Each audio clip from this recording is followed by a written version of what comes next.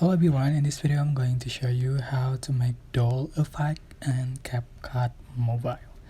So you can tap on your project, select your videos or just photos that you like to edit, and for example,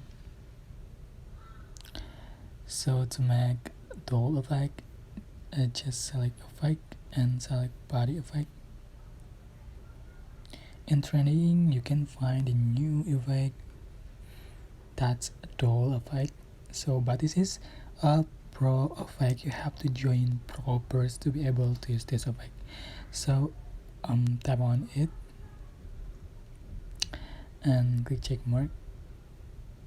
So you can see for the different, this is the original photo and this is the effect.